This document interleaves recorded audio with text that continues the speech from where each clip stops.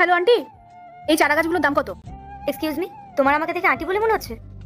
তোমাকে আন্টির মতো দেখতে লাগছে তাই আন্টি বলেছি। বেশি না বকে বলে এই গাছের চারার দাম কত? আচ্ছা, তোমাকে না আমার কেমন চেনা চেনা লাগছে।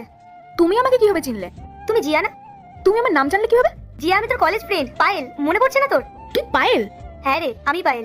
জিয়া, তুমি ওকে চেনো নাকি? না না, এটা হতে পারে না। মনোজ, এটা তো আমার ব্যাড লাগছে, আমি ওকে চিনি। আমি তোমাকে বলেছিলাম না ওই পায়েলের কথা, যে কলেজে বড় বড় কথা বলতো। ও এমনও বলতো যে ও অনেক পড়াশোনা করতে চায়, দেশের জন্য অনেক কিছু করতে চায়, কিন্তু দেখো এখন ওকে পুরো আন্টির মতো লাগছে। জিয়া, তুই আমাকে ভুল ভাবছিস, আমি এখানে চারা গাছ বিক্রি করছি না। ও আন্টি, আমার গার্লফ্রেন্ড তোমাকে ভুল ভাবছে না, ও ঠিকই ভাবছে তোমাকে। ওর তোমাকে নিয়ে অনেক ভুল ভাবনা ছিল। ও ভেবেছিল তুমি জীবনে অনেক কিছু করতে পারবে, কিন্তু আজকে পুরোটাই ক্লিয়ার হয়ে গেল।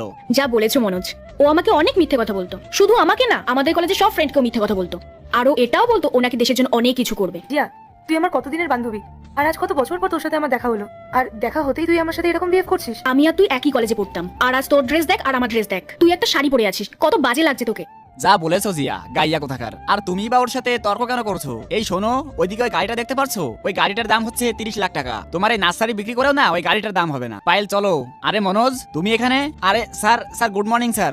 এরপরে স্যার একটু ভুল হয়ে গেছে, আমি ভেবেছিলাম ওই নার্সারিতে কাজ করে, কিন্তু আমি জানতাম না ও আপনার বাড়ির কাজের লোক। জিয়া, ও স্যারের বাড়ির কাজের লোক। আচ্ছা, ও তোমার বসের বাড়িতে মেডের কাজ করে? ওয়াইফ হয় ও আমার। আর আমি অনেকক্ষণ ধরে দেখে যাচ্ছি তোমরা দুজনে মিলে ওকে কিভাবে অপমান করে যাচ্ছ।